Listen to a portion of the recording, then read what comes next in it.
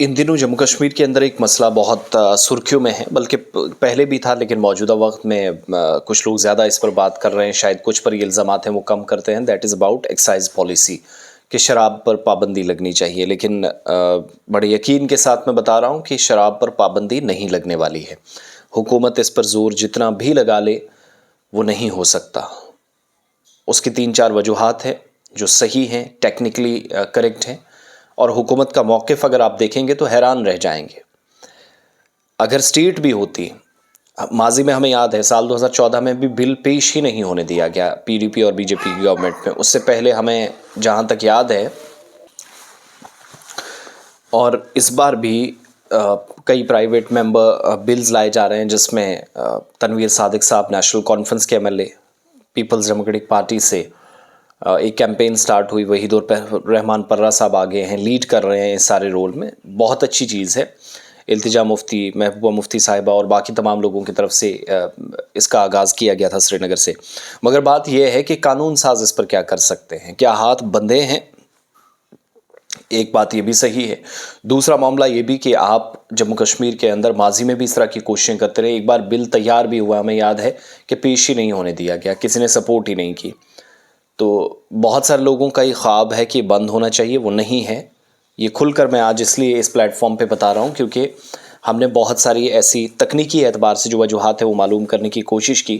اور تازہ معاملہ اس میں دیکھیے گا، جو لوگ نہیں جانتے جا کر ٹویٹ پڑھ لیجیے گا تنویر صادق صاحب کا، کل یا پرسوں کا ان کا ٹویٹ ایک ہے، ایکس پر پوسٹ ایک ہے، جس میں ان کو حکومت نے ایک جواب دیا ہے۔ ایک بل، اب یہ دیکھیے، یہ بل ڈائریکٹ عدالت میں نہیں جائے گا، بل ڈائریکٹلی ایوان میں نہیں جائے گا۔ آپ نے جو بل پیش کیا، لیفٹیننٹ گورنر کے افسران یا خود لیفٹیننٹ گورنر کی منظوری اس کو ضروری ہے، یعنی اس کو پہلے ویریفائی لیفٹیننٹ گورنر کریں گے، وہ سگنیچر کریں گے، ان کی مہر لگے گی، اور اس کے بعد وہ بل آگے جائے گا۔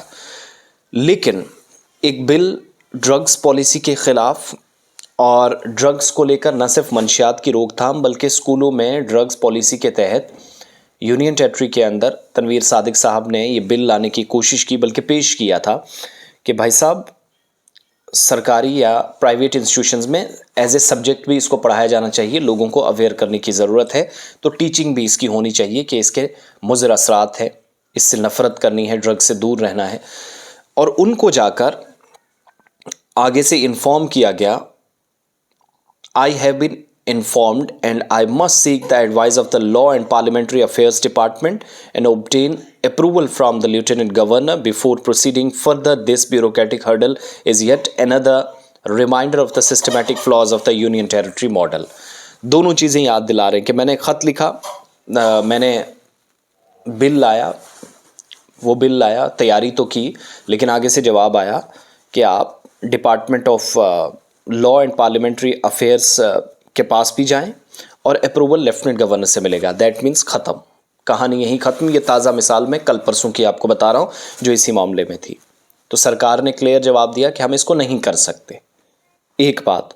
دوسرا، یونین ٹیریٹری کے ماڈل پر سوال اٹھائے کہ جہاں پر بیوروکریٹک سیٹ اپ ہے، نوکر شاہی کا جو طرز عمل ہے، اس پر افسوس اور تشویش کا اظہار کیا۔ لیکن اب اس طریقے سے یہ بل جو ہے وہ اسمبلی کے ایجنڈا میں بھی نہیں ہے، دوبارہ سبمٹ کرنے کی ضرورت ہے، اور دوبارہ وہی ہونا ہے جو افسران کا سرکاری جواب ان کے پاس آیا ہے۔ یہ چٹھی ہمارے پاس بھی موجود ہے، آپ ان کے ایکس پر جائیں، وہاں پر بھی ہے۔ اور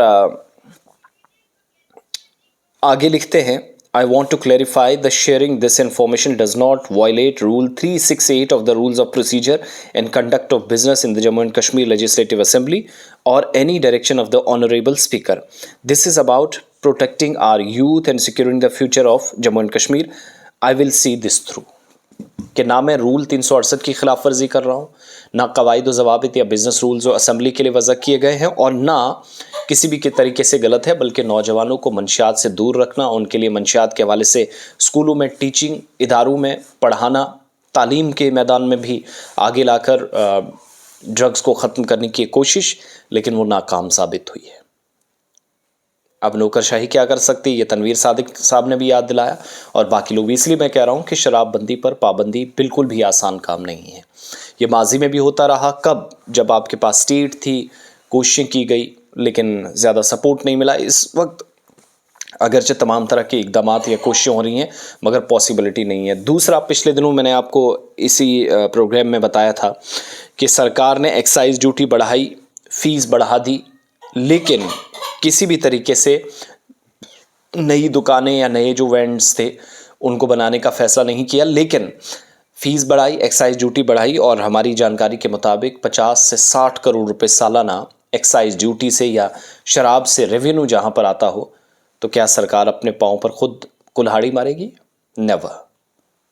اس کے باقی بھی وجوہات ہیں، مالی طور پر یا اقتصادی طور پر جموں کشمیر کافی نیچے ہے، تو پھر اس میں یہاں بحث کی کوئی گنجائش ہی نہیں ہے۔ تو یہ ساری صورتحال ہے جس کو سمجھنے دیکھنے کی ضرورت ہے۔ میں آپ کی رائے بھی ضرور جاننا چاہوں گا، لیکن اصل معاملات یہ ہیں جو میرا تجزیہ، میرا مشاہدہ، میرے خیالات، اور میں نے پچھلے 15 یا 20 سالوں میں اس طرح کے بل پیش ہوتے ہوئے دیکھے اسمبلی کے اندر جو ریجیکشن تک گئے، اور موجودہ تنویر صادق صاحب کا جو بل ہے وہ واپس آنا اس بات کی گواہی ہے کہ یہ بالکل بھی آسان نہیں ہے۔